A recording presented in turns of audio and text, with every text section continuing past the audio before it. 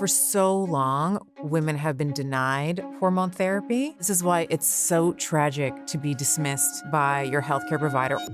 I'm Dr. Kristen Holmes, and if you're a woman over 40, what you don't know about your hormones is hurting you. In this episode, Dr. Stephanie Estima reveals the truth about menopause, brain health, weight gain, and why losing muscle isn't just about strength, it's about survival. You can reduce perimenopause symptoms through weight training. You're losing muscle mass faster. Oh, when you get through menopause, you cannot build muscle. We know that that is absolutely false. When people start strength training, what can they expect? What we often see is that With our period and perimenopause, how soon do we need to start? HRT. 87% of women in the perimenopausal and menopausal transition experience. Let's talk about Ozempic. Ozempic is mimicking fasting. What does it cost? It's going to absolutely accelerate your aging. There's no magic pill out there. Well, I'll say this. Get your notebook out, get your pen out, and take some notes. If you haven't subscribed to Science and Soul, now is the perfect time. It's free, quick, and lets you know whenever we release an episode. Thank you so much for your support. I love that we're going to have an opportunity today to just, I think, give women hope, Yes. a place to start. It's not easy. And I think that's what we can work through today is what do women actually have to focus on Mhm. if they want to gain control of their symptoms and improve the quality of their life. At least in my cohort, let's say, at least in my generation, there wasn't a lot of conversation around what the menstrual cycle was. I Yeah. remember just sort of getting pads. I was like, Mom, I think like I have something's going on. And she's like, here, it's your period. Like here, Yeah. welcome to womanhood. And that was Yeah. kind of it. When we're pregnant, of course, there's a whole hormonal mayhem that's sort of happening as we're pregnant, after we deliver, and then of course if we have the privilege of parenting, otherwise known as sleep deprivation, for Yeah. 20 years, Yeah. then we move into perimenopause and menopause. And I think that the way that women used to raise children, let's say, was more communal. Even our friendships, the way that we interacted in our communities at large, Yeah. were more communal. We It's like usually live by our parents still. lived by and the yeah, parents it's or in just- the same home, right? Yeah. So my grandmother and their and grandfather and then their children were all literally the houses beside each other. Yeah. So it was, and maybe there's like they were always in each other's business. So there's a little bit of that, but there was always support. You could always leave a child with an aunt, Yeah. with your brother, your sister, your parents. And women are much more isolated now, right? Yeah. We're in these cities, like you said, sometimes far away from our parents, and we develop this sort of superwoman syndrome. It's like I have to do it all. So I'm Yeah. going to give birth and I'm going to lose the weight just like that. And I'm going to be walking my baby in the stroller, and I'm going to have full hair and makeup, and I'm going to be I'm going to be looking good. So I think that there's this enormous amount of pressure that, in fairness, I think women do to each other. I think Yeah. that we are very hard on ourselves. And I think as a result of not having the forgiveness and the grace and the love that we don't give ourselves, we also don't give that to our Yeah. friends and our Yeah. community members at large. And you sort of see this in the online space. And when we get to hormone replacement therapy, there's a lot of judgment still Yeah. with that. Yeah. And one of the things I noticed in clinical practice was even though women were seeking out more care than men, it was very difficult to get to the root of why they were seeking out care. Yeah. I remember one patient in particular, I'll never forget her. She came in for, I think it was pelvic pain, low back pain, sacral pain. And so we were working on it for, she had rehab, she was getting adjusted, she had muscle work, she had all the things. And then at her reevaluation, because I would reevaluate everybody at about every 4 weeks to see what that progress would look like. She was like, I can have sex with my husband now. Like I can ride him now. And I was like, what? She's like, yeah, that's what. And I was like, that's what you came in here? She's like, I couldn't tell you because I didn't know you, but Yeah. that's why I came in. So Wow. that sexual, and I was so happy for Yeah. her. It was amazing. So, and Yeah. I was so grateful that she had developed that rapport, that trust to tell me something like Yeah. that. But there's so many women that are seeking weight loss or they're Right. seeking out pain management, and there's something underneath Right. that they're not They're trying maybe- to solve. they're That they, trying to solve. They don't feel comfortable Right. verbalizing. Sexual health is very difficult still to verbalize for many of us, which is why, we don't, in perimenopause, we don't often talk about urinary incontinence. We don't talk Yeah. about vulval vaginal atrophy, which I'm sure Yeah. we'll unpack a little bit here today. But these things there's a lot of shame associated with that. So Yeah. I think women in general, once we do get the courage to ask Yeah. for help, this is why it's so tragic to be dismissed by your healthcare provider, Mhm. or for someone to be like, you know what, you know what you need? You just need to eat less and move more. You know, or, "Oh, it's just a function of Yeah. aging, or it's just that's just what Yeah. happens." You know, I really do reject that that narrative. I wonder to the degree that it's helpful for women to think about, irrespective of whether or not they want to have a child, Right. they want to try to create a safe internal environment. I think that for women, it is what you said was so profound, and I think it's worth underlining and highlighting. You cannot heal and you cannot talk about some of these levers and these Mhm. strategies that we're going to outline if you don't feel safe. Right. Women need to feel safe Right. in their own bodies in order Mm. to heal. So there's many things that you can do to help with that. Mhm. And I'll say, just for the record, just so we're clear, I don't have that all figured out myself for myself. There are strategies that I have used that have been really helpful for me. Breath work has been really helpful for me. Yeah. Just time alone to allow my mind to wander and to allow my Yeah. thoughts to bubble up to the surface, so I'm not Yeah. always shoving them down Yeah. somewhere, has really helped. Psychedelic therapy has really helped, like assisted Mm. a therapy sort of in line with the MAPS protocol where there's sitters and everything. Mm. These have been ways for me to access some of the angst and pain and rage and all of the human emotions that we sort of pick up Yeah. over the course of our lives.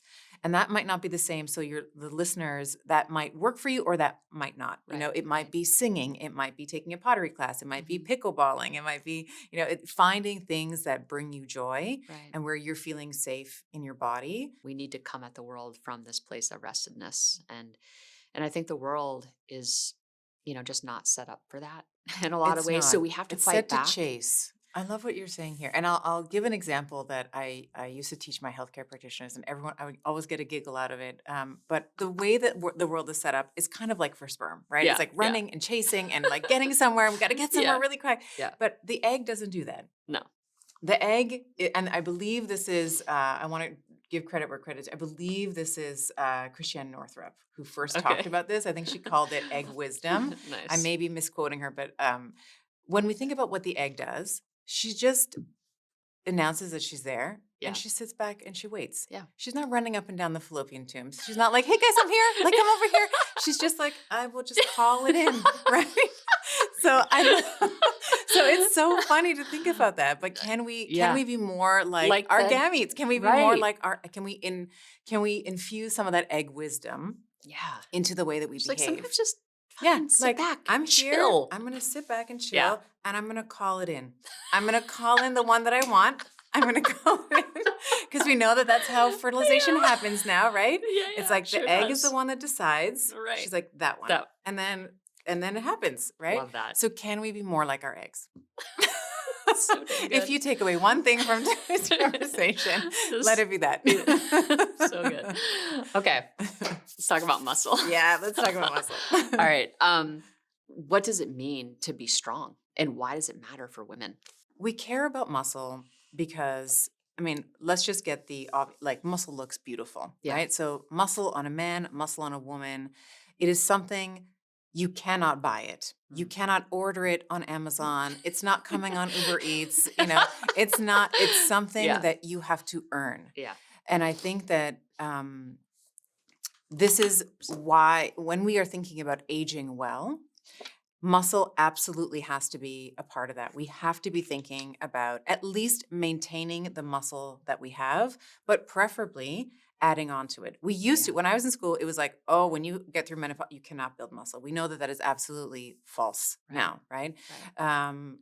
So muscle it's almost like a silent flex. It's a status symbol. It shows that you're dedicated. It shows that you can follow through on commitment. It shows that you probably have a lot of mental grit because you are voluntarily every single day going to the gym. And if you're following the principles that I talk about, and there are others who talk about it as well, is like approximating muscle failure. That Yep. is not fun. Yeah. Yeah. Yeah. right? So Yeah. you are So showing. that means you're basically getting close to just maybe reps in reserve real quick. Sure. What does that Yeah. mean? So Yeah. when we talk about muscle failure, in order for muscle to grow, you don't need the muscle to fail, but you can get close to it. Right. How do you know you're getting close to muscle failure? The velocity with the speed with which that you are doing the rep now is slowing down. So maybe reps 1, 2, and 3. Just like You're like 1, easy. And 2, I now could it's do like, this all day. And then rep oh, 10, 11, oh, exactly. 10, 11, oh. 12, much slower. Perceptively, the weight feels a lot heavier. And then what I have also, and I talk about this, and this is a little bit of like nerd speak, but you may no longer be able to do full range of motion, but you can rep out a few long length partials. And we'll talk a little bit Okay. about what that means, but it's basically a partial rep. So it's not full range of motion anymore, but it's in the lengthened or the stretched position because we know that that tends to elicit a very strong growth signal to the Yep. muscle. So, and you mentioned RIR and RPE. So those are basically two flips of the same coin. RPE, rate of perceived exertion. RIR, reps in reserve. RPE is like out of 10, how hard was that? So anything 8, 9, and 10 out of 10 is approximating muscle failure. If you felt like at let's say rep 10, you could do 10 more Yep. and you stop at rep 10, Yep. you are nowhere near muscle failure. Yeah. Yeah. Right? But if you're at rep 10 and you're like, I could maybe do one more, Yep. you're very close. Can I just stop and say that women deserve to understand this? Yes. So I think it's, I think about like, you know, boys in the gym and, they're learning all of this, right? Like Yeah. it's like women need to understand this stuff. Yes. So get your notebook out, get your pen out and take some notes and learn this. Cause it's so critical. Like I think about my daughter, I'm like, she needs to know how to program. Like she needs to know how to build her own workouts. Like before she 100%. leaves my house, like that is a responsibility I have as a parent to make sure that my kids know how to program their own workouts. Yeah. And know that these basic principles.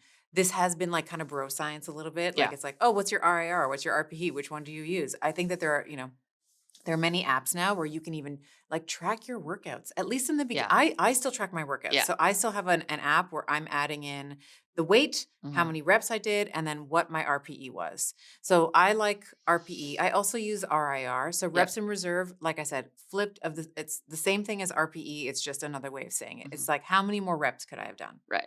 So you do 10. Could you have done one more? That's an RIR of 1. Right. Could I have done 2 more? It's an RIR of 2. You don't want it to be really more than 3. Right. So in the same way that RPE is like 8, 9, 10, there's 3 of them there, RIR of 1, 2, and 3.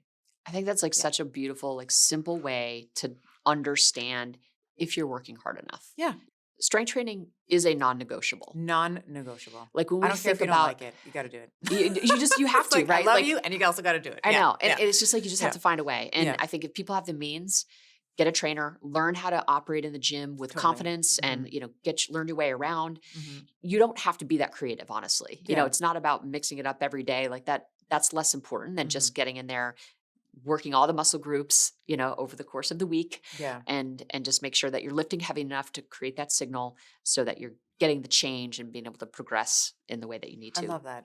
I think that what you're saying is so profound because we really like to complicate things. Yeah. And unfortunately, when you go online, you go on Instagram, there's a couple of accounts I've seen where there's guys that are jumping on a Bosu ball and then they're doing squats with a barbell on the Bosu ball and then they're jumping off and that they didn't get fit that way. I Yeah. promise you. They got fit the same way that we're proposed, like it's compound. Just like squatting, chest. Yeah, it's like squat and repeat and squat and repeat and lunge and repeat. Yeah. Like it's these compound movements, these basics of human kinetics that create some of the growth principles that we're talking about. Yep.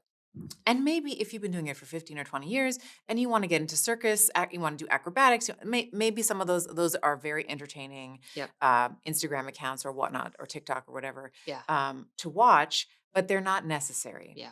For lower, we've already said lunges, squats, deadlifts. And then for the upper body, it's like push-ups, pull-ups, lat rows, where we are using the shoulder, the elbow, in some cases the wrist, or, we're supinating or pronating the forearm.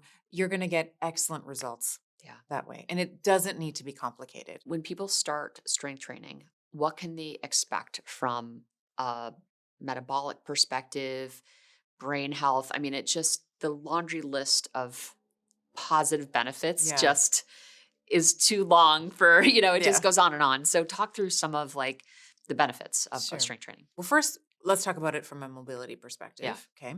So, obviously, we're ambulatory, we're getting Yeah. down to get the groceries, we're putting them in the fridge or Right. the freezer, whatever. I don't think that many women think about mobility as a challenge in their 30s, 40s, 50s, even their Right. 60s. Once you reach sort of mid 60s and 70s, mobility can become a challenge if, like we said before, you haven't been strategic about it. Yeah. So one of the more frightening stats from the CDC, and this was, I believe it was last year, there were 300,000 hospitalizations for hip fracture. So people had fallen, either black ice or corner of a rug or down the, fallen on the hip and it breaks. 75% of that number were Yeah. females. So we can qualify good bone density. Well, I'll say this, just sort of forest from the trees. Yeah. A healthy bone is actually a really supple bone. And I know that that's a Mm. bit of that doesn't sound like what bone does, Yeah. but bone is the scaffolding of the body. It's Yeah. where all the muscles attach to, the tendons, the ligaments, all the things. But a healthy bone is actually able to, if there is a blunt force trauma on the bone, it's able to absorb the trauma and then release it, Okay. right? So we have suppleness. There's two different types of bone, especially in the long bones. We have So less chance of a fracture. right, because Okay. it bends, Yeah. right? Yeah. There's a little bit of a bend to God, it, and then I it had releases no it. idea. Yeah, so there's a little bit of an absorption and release. If you have a brittle bone or a frail bone, that same blunt force trauma is going to shatter the bone because it's not able to absorb it and release it. It just absorbs Wow. it and then destroys the Yeah. bone. Yeah. It's So crazy. mobility becomes really important for women as we age past 65. And then to your point around metabolic health, muscle is the primary site for glucose storage, for glucose utilization in the form of glycogen, Yep. for fat utilization. And this is actually really interesting. A lot of women in perimenopause and in menopause, same story. I don't know what I'm doing, doc, but my cholesterol, all my lipids are going awry. So Yep. total cholesterol goes up, their LDL cholesterol goes up, triglyceride, all these things on their lipid panel will start to kind of creep up Wow. despite eating the same foods, living in the same Right. environment, doing the same movement pattern. But if you are losing quality tissue in the form of muscle, this is one of the primary sites for fat utilization. And Right. so your triglycerides and all the lipids are now going to start to look a little bit wonky. So it So is is it safe to say that with the age, as you age, you're losing muscle mass faster? So that's actually what the symptoms associated with like insulin resistance and, yeah. lipid, high lipids, like, is that actually a product of just like the muscle loss? 100%. Actually, Shit. Gerald Schulman really elegantly, there was Mm. multiple studies that he did over many years that actually showed that insulin resistance, you don't just wake up in your 40s Well, with right. insulin That's the resistance. thing, Yeah, right? Like it it's, starts in your 20s. yeah, Yeah. yeah.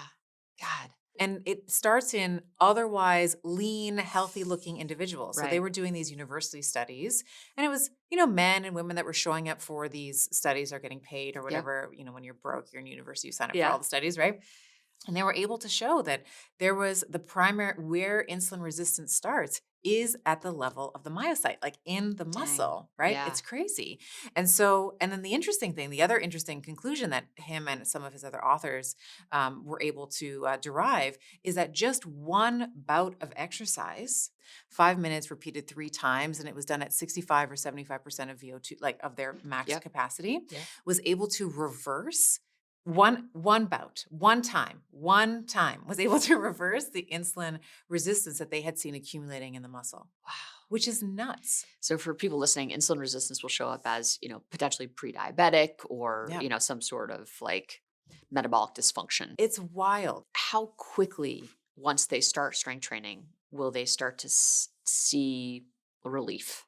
What we often see is that in the first, let's say 6 to 12 weeks, like Yeah. depending on age and fitness level of muscle, you will see a remodeling of your muscle and your architecture in the muscles like you will never see at any other point in your Yeah. life. Like the strength gains, the It's the hypertrophy. honeymoon, that first one. Exactly I right. know. I I'm like, love that. you should be so excited. Yeah, Yeah. it's like we are going to see some crazy Yeah. changes in your strength and in the amount of lean muscle that you have. Oh, love that. And like you and I who've been maybe weight training for decades at this point. Since 15, yeah. Yeah.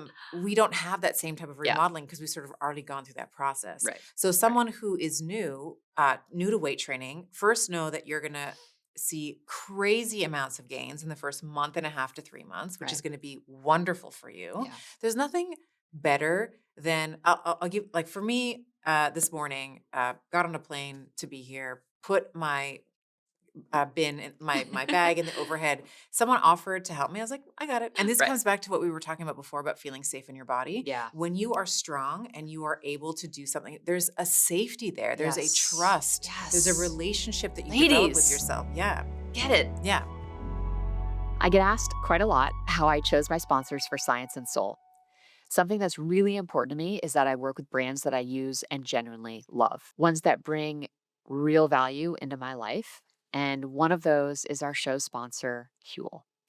It's a complete meal in a bottle. And what does that actually mean? Well, it's designed to provide the body with all the nutrients it needs. The product I reach for the most has to be their Black Edition ready to drink because it has 35 grams of protein in every bottle, as well as the usual 27 vitamins and minerals that so many Huel products have. It works crazy well with my lifestyle because I can throw it in my bag and have it on the go. It's like having the safety net with me at all times. Even if my day is super busy going from meeting to podcast and everything else, if I drink my Huel, my body will still get the fuel it needs to keep firing. You can get Huel for yourself by using the link in the description. And today, new customers can get my exclusive offer of 15% off and a free gift by visiting my.huel.com/Kristen Holmes and use code Kristen.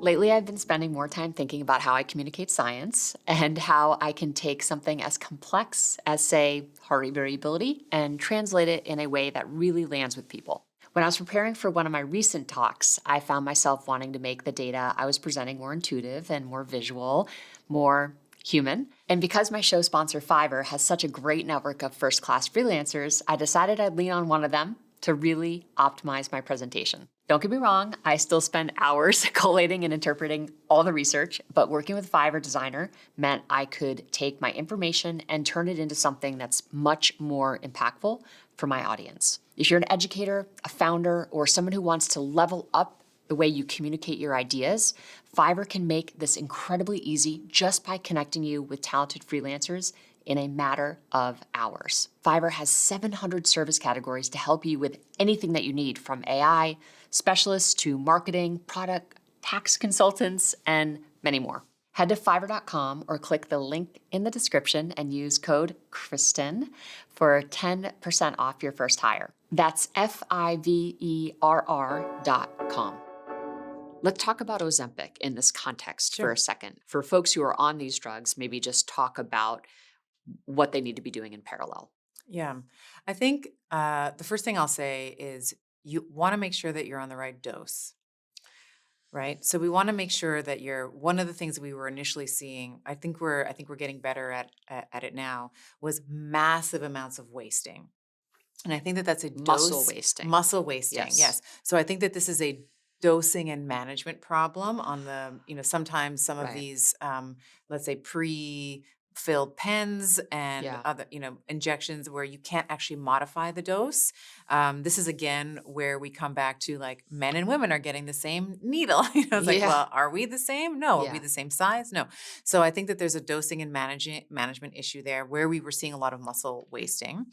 I think that one of the most important things, if you are on a GLP-1, like you said, absolutely no judgment. I think that it is one of the drugs that is literally changing the landscape and the conversation Yeah. around obesity in the United States People's and in the relationship Western. with food. Right. So reducing that hedonic urge to snack, filling the Yeah. void. Like a lot of times, people are stressed and you find yourself in the pantry and you've, Yeah. cleaned up, a box of cookies or whatever, Yeah. whatever's in there. So I think what you have to do on any medication, but in particular, because it is going to attenuate, it is going to pull back down on your Right. appetite. You do have to make sure that you're getting a mechanical signal to the muscle. And actually, when the dose is right, a lot of people report saying that they actually feel like they get a bit of a better pump, like that they're actually, Interesting. that there is sort of a muscle, there's almost like an insulin sensitivity and a muscle sensitization that happens Wow.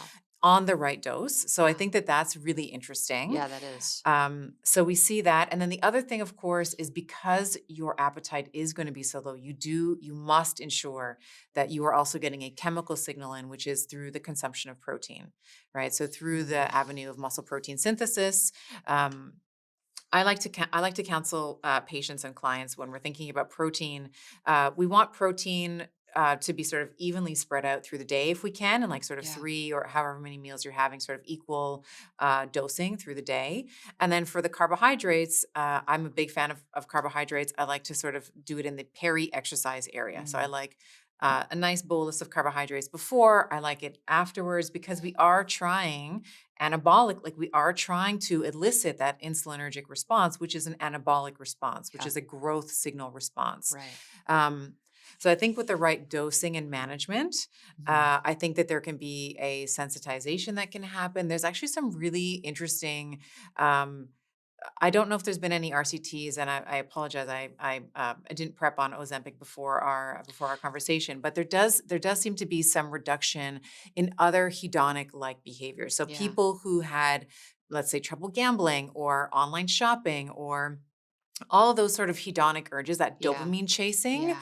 it tends to be a little bit quieter in those individuals as well. So it seems to be across some of these, we'll call them parasitic Yeah. behaviors. Yeah. There does seem to be a quieting of that. And I don't think that we know exactly what's happening, but I Those would reward suspect, pathways yeah, seem to. yeah, the reward pathways seem to Yeah. be, or at least the reward center when you know, uh, one of the things that we know about individuals who are obese is that they do have genetic SNPs and a different reward center. So you and Yeah. I might have, I don't know, let's say a cheesecake, and then someone who is obese or morbidly obese will have the same piece of cheesecake, but our dopaminergic reactions are very different. Right. So we might get some dopamine from that. There's sugar, there's fat. It's, bliss Yeah. point Yeah. food is going to make everything feel great. But someone who has trouble, who has a much larger response to that, is going to have trouble regulating his or her behavior the next time they're Right. presented with cheesecake because their brain's going to be like, the last time you had this, you felt so good. Make sure you have 2 pieces this time, Wow. right? So someone who is obese, we do know that there is a genetic component to it insofar as the reward centers and that Yeah. dopaminergic sort of seeking behavior. So I think that's sort of that'll all come out in the wash eventually, but I think Yeah. we do have to be careful with, particularly for women. This is a problem that we've not just with GLP-1s, with every class of drug. There's often, I'll say, no titration to size or no Yeah. titration to gender. There's no studies on, what is the different outcome for a woman who is often 60 or 70% of the size of a man with a whole different cacophony of hormones in and at whatever age she happens to be in. Yeah. So I think that there's a real lack of research in terms of how some of these new blockbuster drugs can affect women long term. Yeah. I do have colleagues who are seeing changes in brain function and brain fog, which is a big complaint in perimenopause. It Yeah. seems to ameliorate it. It seems to be helpful. Yeah. Um, and it looks like there's some early data on Parkinson's and Alzheimer's and even autoimmune conditions. Like there Yeah. seems to be some positive correlations there. Yeah. So to be continued. We'll see. So when that ghrelin signal, so our hunger hormone signal is muted, right? I Hmm. mean, that's essentially what Ozempic is doing, Yep. right? So you end up in a caloric deficit Hmm. a majority of the day. Would that create, like, what is happening kind of from a reproductive standpoint if I'm naturally cycling and Hmm. I'm in this caloric deficit? I mean, it's like Hmm. fasting, Right. right? Right. So Hmm. we're going to get into meals. This is kind of a good segue potentially. I mean, this is really, Ozempic is kind of like mimicking potentially fasting Yeah. which we know for Or CR women, in general, like caloric restriction. caloric restriction in Yeah. general, right? Yeah. Which Yeah. we know is not a good path, Mhm. right? It slows our resting metabolism. It has all these downstream effects. So I guess my question is, how do we reconcile potentially this lack of internal safety for Mhm. women when we're in this caloric deficit? Like, how does that show up with our period and perimenopause? Like, do we have any data on that? In terms of fertility, which is, I think, the crux of Yeah. your question, Yeah. your oocytes, which are the cells in your ovaries, are constantly scanning the environment. Yeah. They are constantly looking for danger.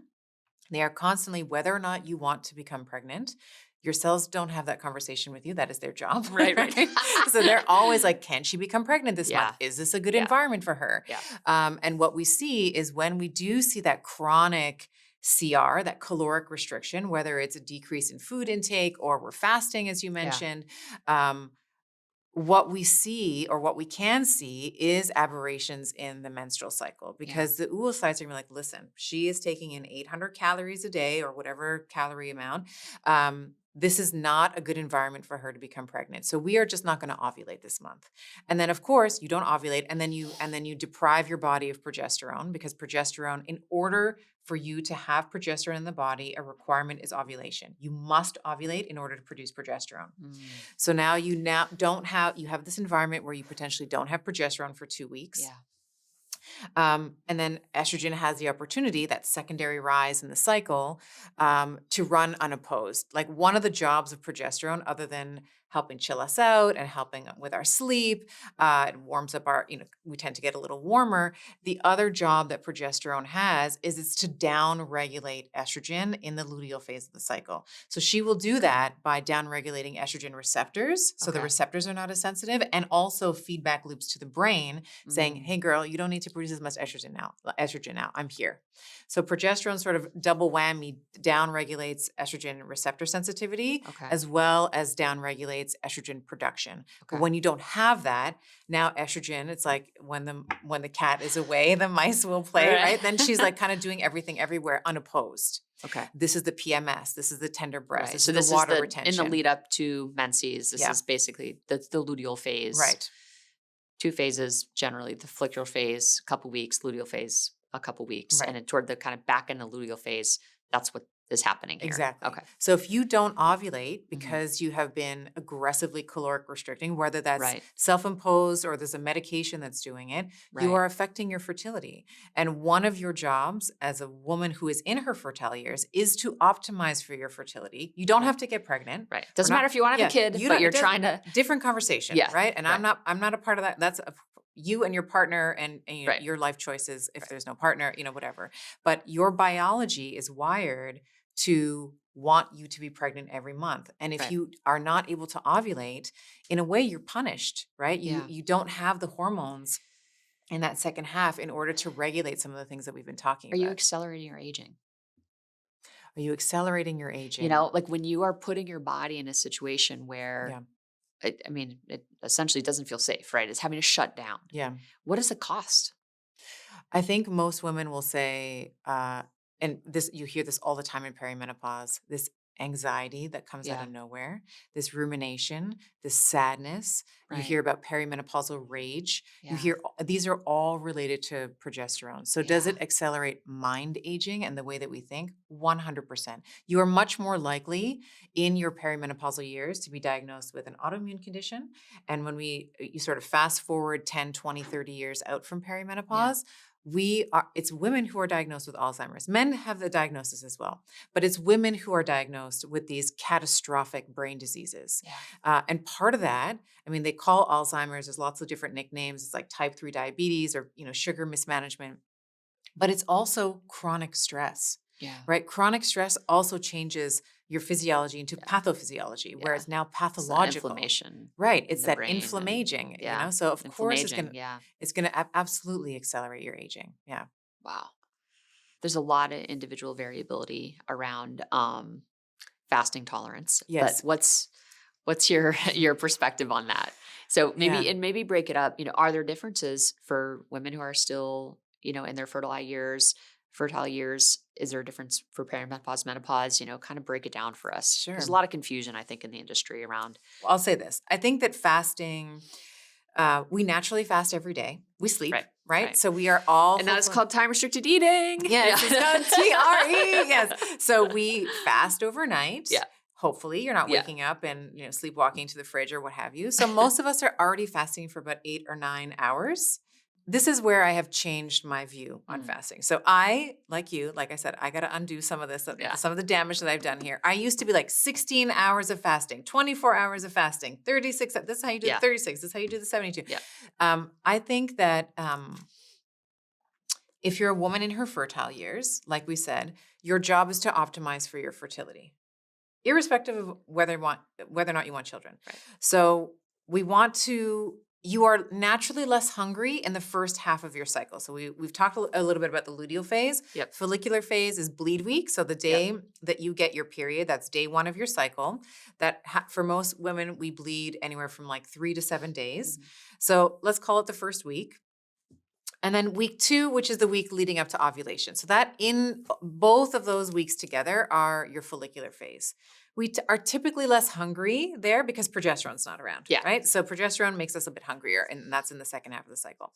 So if you are someone who likes to fast, if it's a tool for you to control the amount of calories, like let's say you're a snacker. I see this a lot with women. They eat like rabbits all day long, and then they get home and then they gorge, and then they just have a hard time regulating their food in the evening. Right.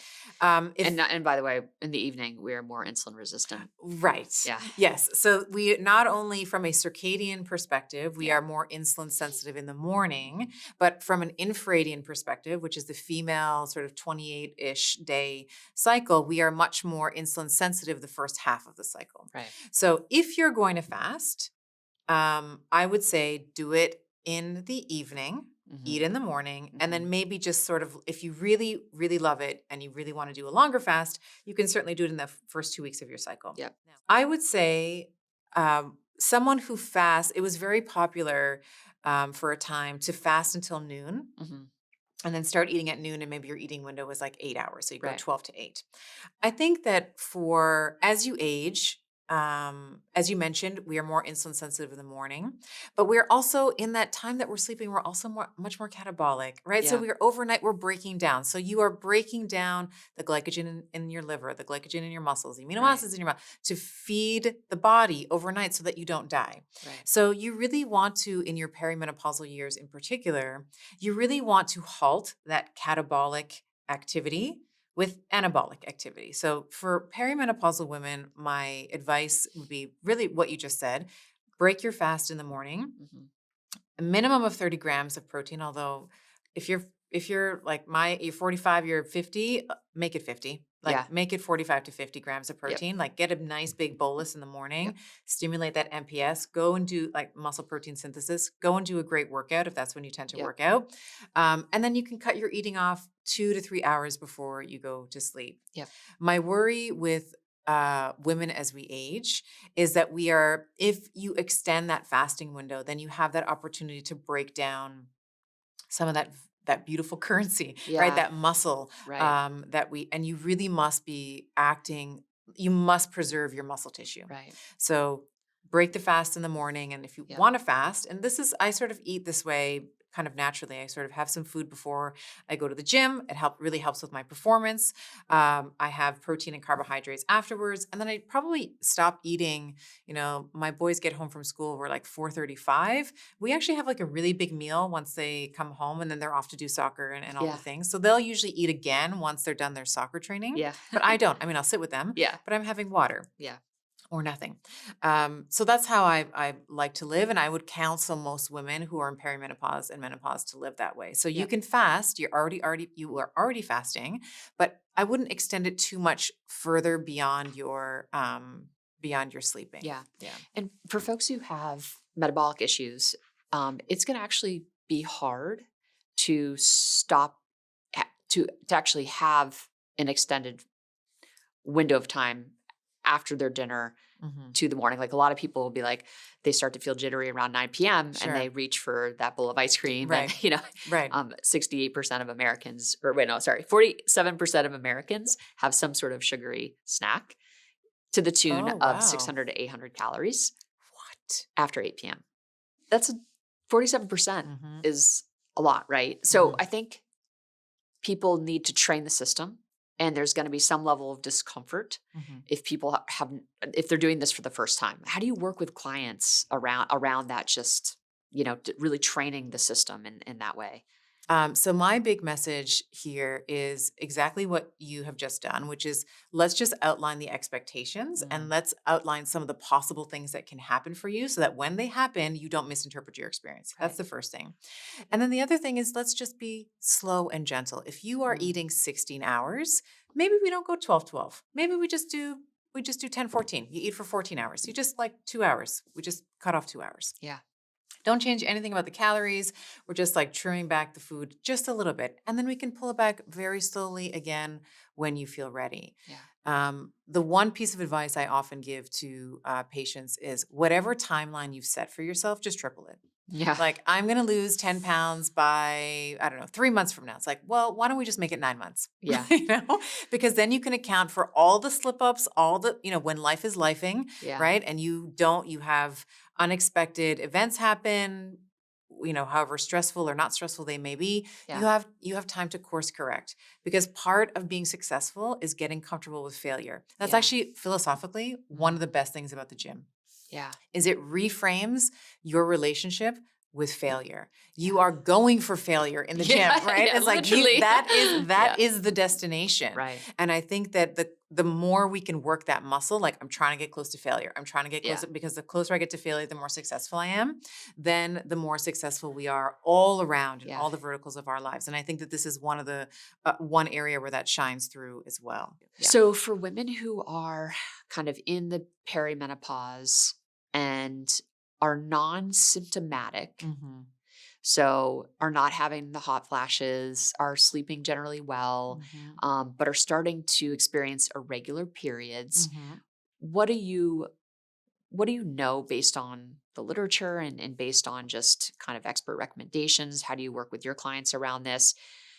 Is hormonal birth control an option to try to regulate periods? Mm. Is that a good path? Or is hormonal replacement therapy, how soon do we need to start that? Like what's your take on all of that? I think first thing is we want to major in the majors. So are we eating primarily whole foods? Are we training regularly? There's a base of Yep. movement therapy, which is resistance training. Those Yep. are the first places that I'm going to start, and I like to play in. I have heard maybe thousands of times at this point, certainly several hundred, where a woman is in perimenopause. She's 46, 47, let's say. Menstrual cycle is becoming irregular. Maybe she's noticing some affect changes, like she's noticing mood changes, maybe some sleep, maybe not. She goes to her primary, she musters up the courage, goes to her primary healthcare provider and is like, I need some help. This is what's happening. And she walks out with a script for birth control pill. Um, so we know that the birth control pill, they often will market it or even talk about it like it's low dose estrogen, which I have a problem with because it inappropriately vilifies, like, well, if it was high dose estrogen, it would be terrible for you, So it's like estrogen is not, it's like, this is not the droid you're searching for, Right, for my right. Star Wars nerds. Like, Yeah. this is not the problem. What we often also find, which is not discussed, you need to know the benefits, but you also need to know the risks for any medication that you're taking. Right. And what I often find is that the patient comes in symptomatology, they relay those symptoms to the doctor, and then the doctor gives them a script without talking appropriately about risk. So we marry ourselves to the benefit. We Yeah. marry ourselves to I can have sex freely now. I'm going to Yeah. be on the birth control pill and all of these different benefits that you might have. And then we divorce ourselves from the risk. And Right. what we know that's very clear in the literature, but very seldom talked about, is that the pill it often gobbles up our antioxidants, so CoQ10. Yeah. It can lead to more depressive like symptoms. We know that it degrades via the tryptophan pathway, and NF-kappa B. It can cause more inflammation, so it can ramp up inflammation.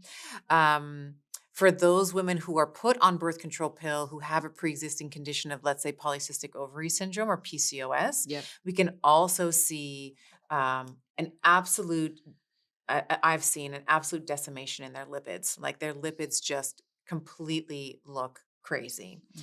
And so I'm not saying that you can't use the birth control pill for managing symptoms, but let's just be honest about what's happening. Okay, so you also are probably going to need to take or make sure that you are getting a lot of polyphenols and antioxidants in your diet. Maybe you're supplementing with a CoQ10 Mm. and that you are living largely a lifestyle that is anti-inflammatory. So you Yep. are getting the resistance training in, the cardiorespiratory fitness, Right. the VO2 max, the Norwegian, all Yeah. the things that are going to help you adapt over time to become less inflamed. You're eating whole foods, getting the proper sleep and rest and recovery and all of that. So that's I'm not a big fan of the birth control pill for perimenopausal symptoms, even though I know it's very commonly prescribed. And I know that there are people who are listening here that might be like, wait a minute, I'm on the pill Yeah. and I'm 48 and what the Yeah. hell? So Yeah. I'm not saying go off. I'm not saying Right. go off it. But I think Yeah. the message here, and this has been your message throughout, is it's like, yes, but you Yeah. need to do this other stuff in parallel. Exactly. Yeah. And I think that for so long, women have been denied hormone therapy. Yeah. And so there is almost like a swing the other way where it's like, well, now we want all the hormones and you should have the availability to do that should you choose it. Right. And you have that conversation with your PCP. But that's not the magic bullet either. But that is not going to fix your body composition changes. Because I think women need to go into it eyes open that this is not going to fix all your problems. 100%. It might fix some of them. Mm-hmm. But you still need to be figuring out how to incorporate the basic stuff into your life. Yeah. And that's what I love about your message. You know, it's like, it's that first. Yes. And then, okay, so tell us more about HRT. Yeah. So I think that what we do see with estrogen and often when it's paired with progesterone is we do see help with sleep. Yeah. We do see, women who experience hot flashes. It does help. So those things are very well documented and I think beautiful. Yeah. And the body composition. So we started way back when we started talking about the body composition changes. So women will start to, as part of it is estrogen is declining. Part of it is insulin resistance as a natural function of aging. What we start to see is this sort of central accumulation of fat, right? Estrogen alone cannot cannot correct that, right? Yeah. So estrogen can help with it, but I was telling you before we started, I'm like, let's talk about the study on on FSH because the follicular stimulating hormone. So follicular stimulating hormone, when in perimenopause and menopause, FSH actually gets quite high.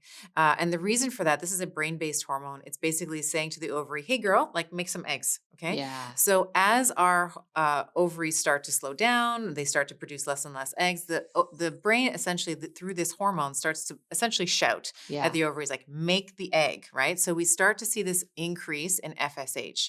And what's interesting is it seems that FSH independently of estrogen and independently of testosterone seem to regulate energetic expenditure and body composition changes.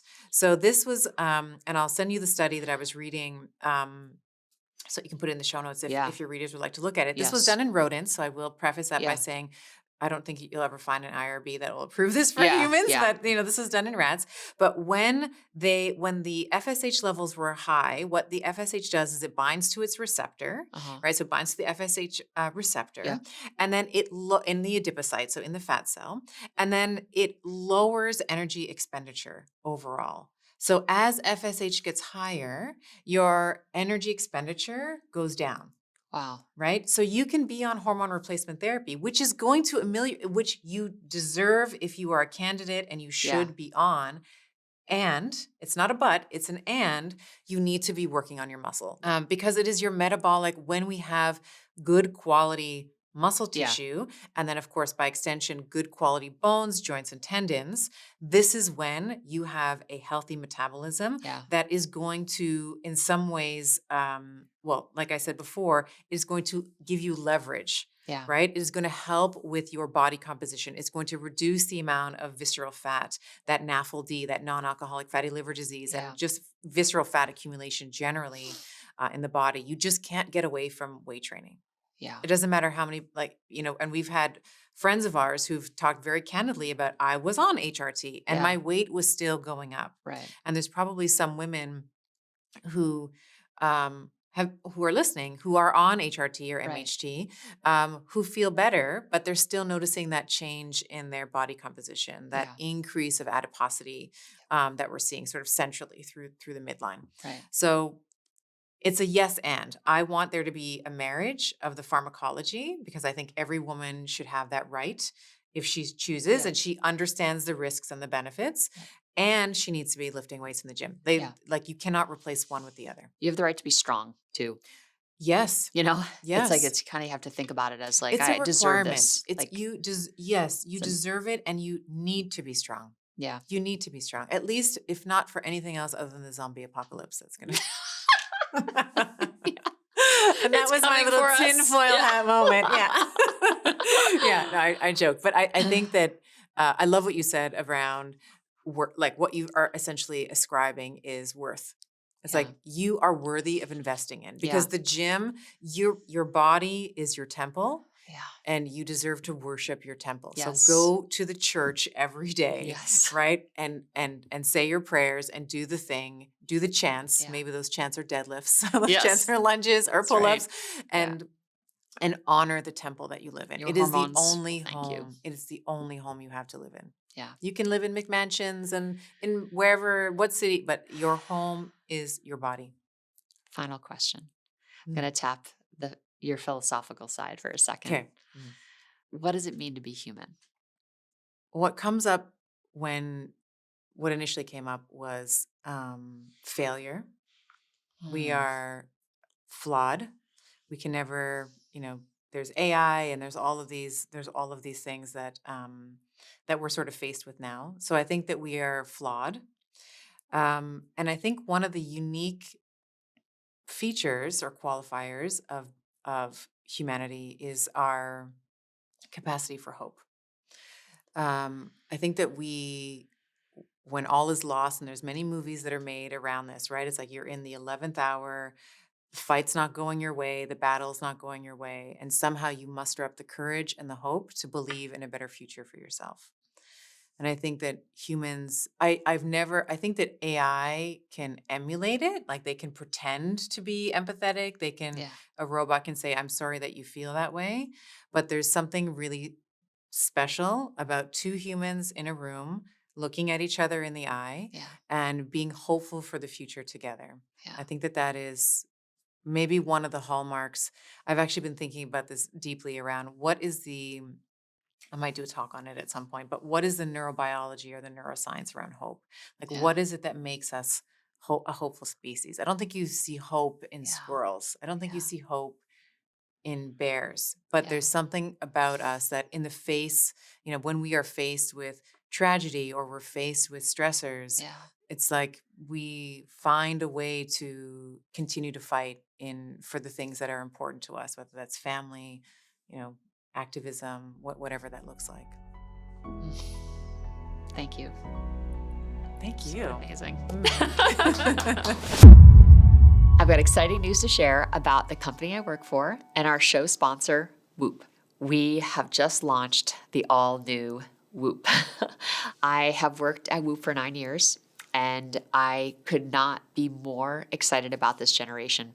It's 7% smaller and now has 14 plus days of battery life, 2 weeks without having to charge this. Whoop medical grade now includes heart screener with on-demand ECG readings, meaning you can check in on your heart at any time and share those results with your doctor. The Whoop app also now includes a brand new feature called HealthSpan. And what HealthSpan does is it basically is an entry point into coaching in that it will show you exactly how your daily habits impact your pace of aging. Whoop is designed to help you improve your performance, longevity, and overall health. Visit join.whoop/science to try out the all-new Whoop and get a free month on me. That's join.whoop/science now.